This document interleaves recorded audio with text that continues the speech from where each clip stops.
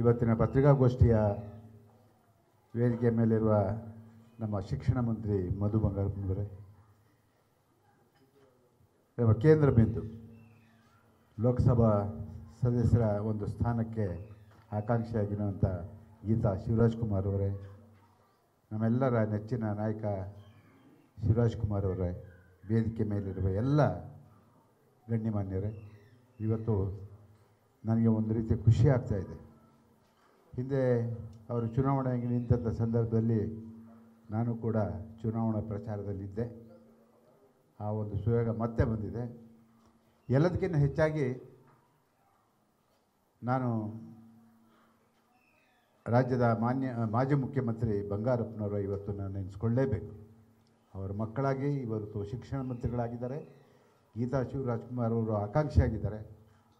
ಯಾಕೆಂತ ಹೇಳಿದ್ರೆ ಅವರು ಬಂಗಾರಪ್ಪನವರು ಈ ರಾಜಕೀಯ ನಾವೆಲ್ಲ ಎಲ್ಲಿವರೆಗೆ ಬದುಕಿರ್ತೀವೋ ಅಲ್ಲಿವರೆಗೂ ಕೂಡ ನಮ್ಮ ಎದೆಯಲ್ಲಿ ಶಾಶ್ವತವಾಗಿ ಇರ್ತಾರೆ. ಯಾಕೆ ಅಂತ ಹೇಳಿದ್ರೆ ನಿಮಗೆ ಗೊತ್ತಿಲ್ಲದೆ ಇರೋದು ಒಂದು ವಿಚಾರನ ನಾನು ಇಲ್ಲಿ ಹೇಳಲೇಬೇಕು. ಗೊತ್ತಿದೆ ಆದರೂ ಹೇಳಲೇಬೇಕು. ಯಾಕೆ ಅಂತ ಹೇಳಿದ್ರೆ ಅಂಥ ಗಟ್ಟಿತನದ ವಂಶದಿಂದ ಬಂದಂಥವ್ರು ಅನ್ನೋದಕ್ಕೆ ನನಗೆ ಖುಷಿಯಾಗುತ್ತೆ. 1991ನೇ ಇಸ್ವಿ ನವೆಂಬರ್ 11ನೇ ತಾರೀಕು ಏನು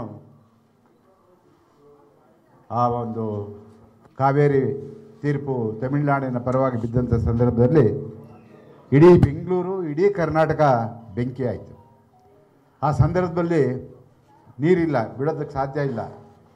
ನಾವೆಲ್ಲ ಹೋದೋ ಬಂಗಾರಪ್ಪನವ್ರ ಮನೆಗೆ ಹೋಗಿ ಕೇಳಿದು, ಸರ್ ದಯವಿಟ್ಟು ನೀರು ಬಿಡಬೇಡಿ, ಸುಗ್ರೀವಾಜ್ಞೆ ಹೊರಡಿಸಿ ಅಂತ ಹೇಳಿದ್ರು. ಒಂದೇ ಮಾತು ಹೇಳಿದ್ರು. ಎಷ್ಟು ಗೌರವ ಕೊಟ್ಟರು ಅಂತ ಹೇಳಿದ್ರು ಕನ್ನಡ ಪರ ಹೋರಾಟಗಾರರಿಗೆ. ನೀವೆಲ್ಲ ಹೇಳಿದ್ದೀರಾ, ನಾನು ಸುಗ್ರೀವಾಜ್ಞೆ ಹೊರಡಿಸ್ತೀನಿ, ನೀರು ಬಿಡೋದಿಲ್ಲ ಅಂತ ಹೇಳಿದರು. ಸುಗ್ರೀವಾಜ್ಞೆ ಹೊರಡಿಸಿದ್ರು, ನೀರು ಬಿಡಲಿಲ್ಲ. ಇದು ಅವರ ಮನೆತನದ ಒಂದು ದಿಟ್ಟವಾದಂಥ ನಿಲುವು. ಏಕೈಕ ಮುಖ್ಯಮಂತ್ರಿ. ಯಾಕೆ ಅಂತ ಹೇಳಿದ್ರೆ ನಾವು 2-3 ಜನ 4-5 ಜನ ಮುಖ್ಯಮಂತ್ರಿಗಳನ್ನ ನೆನೆಸ್ಕೊತೀವಿ. ಕರ್ನಾಟಕಕ್ಕೆ ನಾಮಕರಣ ಮಾಡಿದವರು ದೇವರಾಜ ಅರಸು ಆಗಿರ್ಬೋದು. ಅವತ್ತಿನ ದಿವಸ ಬಂಗಾರಪ್ಪನವರು ಆ ನಿಲುವನ್ನು ತಗೊಂಡಿದ್ದಕ್ಕೆ ಇಡೀ ರಾಜ್ಯ ಅವ್ರ ಪರವಾಗಿ ನಿಂತು. ಇವತ್ತು ಅವ್ರ ಮಕ್ಕಳು ಆಕಾಂಕ್ಷಿಯಾಗಿದ್ದಾರೆ. ನಮ್ಮ ಚಿತ್ರೋದ್ಯಮದ ಪರವಾಗಿ ನಾವೆಲ್ಲರೂ ಕೂಡ ಇವತ್ತು ಒಂದಾಗಿ ಅವರ ಗೆಲುವಿಗೆ ನಾವೆಲ್ಲರೂ ಕೂಡ ಶ್ರಮಿಸ್ತೀವಿ. ನಿಮ್ಮ ಜೊತೆ ನಾವಿದ್ದೀವಿ. ಯಾಕೆ ಅಂತ ಹೇಳಿದ್ರೆ ಚಿತ್ರರಂಗ ಅಂದ ತಕ್ಷಣ ನಮಗೆ ನೆನಪಾಗೋದು ಡಾಕ್ಟರ್ ರಾಜ್ಕುಮಾರ್. ಇವತ್ತು ನಮ್ಮ ಜೊತೆ ಇಲ್ಲ, ಅವರ ಆದರ್ಶಗಳಿದ್ದಾವೆ. ಹಾಗೆ ಶಿವರಾಜ್ಕುಮಾರ್ ಅವರು ಇವತ್ತು ಆ ಒಂದು ಚಿತ್ರರಂಗದ ನಟರಾಗಿ ಇವತ್ತು ಇಡೀ ರಂಗವನ್ನು ಪ್ರತಿನಿಧಿಸ್ತಾ ಇದ್ದಾರೆ. ನಾವೆಲ್ಲರೂ ಕೂಡ ಶಿವರಾಜ್ಕುಮಾರ್ ಅವರು ಯಾವ ರೀತಿ ಆ ಚುನಾವಣೆಯಲ್ಲಿ ತೊಡಗಿಸ್ಕೋಬೇಕು ಅಂತ ಹೇಳಿದ್ರೆ ಅದು ನಾವು ನಿಮಗೆ ಯಾವುದೇ ರೀತಿ ಬೆನ್ನೆಲುಬಾಗಿ ನಿಲ್ಲೋದಕ್ಕೆ ನಾವು ಖಂಡಿತ ಸಿದ್ಧರಿದ್ದೀವಿ. ನಮ್ಮ ಸಂಪೂರ್ಣವಾದಂಥ ಬೆಂಬಲವನ್ನು ಅವ್ರಿಗೆ ಕೊಡ್ತೀವಿ ಅಂತ ಈ ಮೂಲಕ ಮಾಧ್ಯಮದ ಘೋಷಣೆ ಮಾಡಿ ಮತ್ತೊಮ್ಮೆ ಮಧು